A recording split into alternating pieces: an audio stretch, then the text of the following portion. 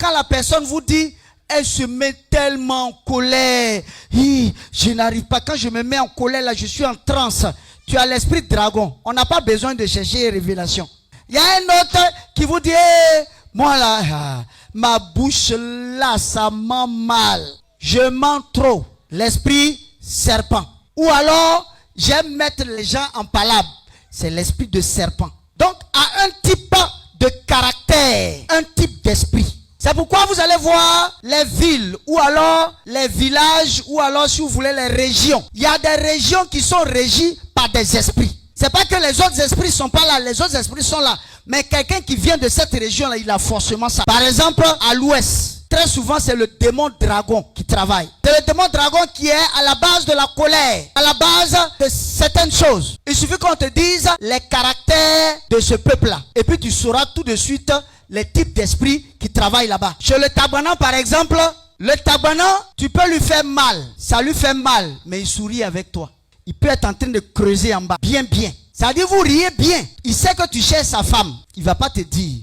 Le sénoufo, lui, il va te dire. Ce que tu es en train de faire, il faut arrêter. Le sénoufo, lui, il te dit. Et le tabanan, il ne te dit pas. Vous êtes là calme. Mais il est en train de creuser. Donc, selon vous, c'est quel esprit qui agit? Esprit serpent. Je ne sais pas si on se comprend. Il faut regarder le caractère d'un peuple. C'est comme, par exemple, chez les Agnis. C'est les génies. Esprit des eaux. Génie. Tu vois un Agni qui n'est pas passé par la délivrance, il y a esprit de génie. Forcé. Tu veux pas. Parce que déjà, par le lien de sang, il a déjà eu ça. Il a déjà pris ça. Tu prends Gourou aussi, esprit de dragon, palabre.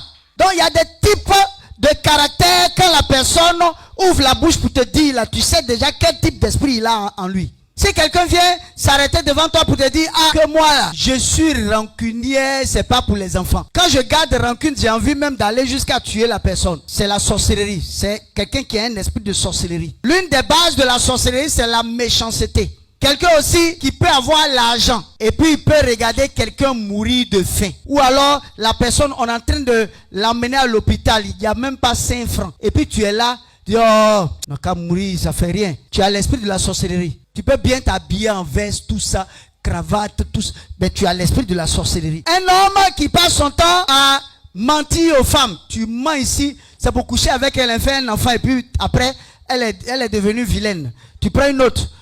Tu couches avec elle, tu prends ici, tu manges jusqu'à... C'est l'esprit de la sorcellerie qui est à la base.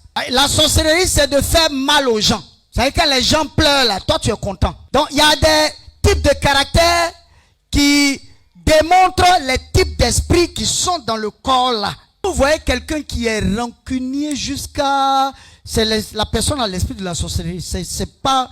La personne a l'esprit de la sorcellerie.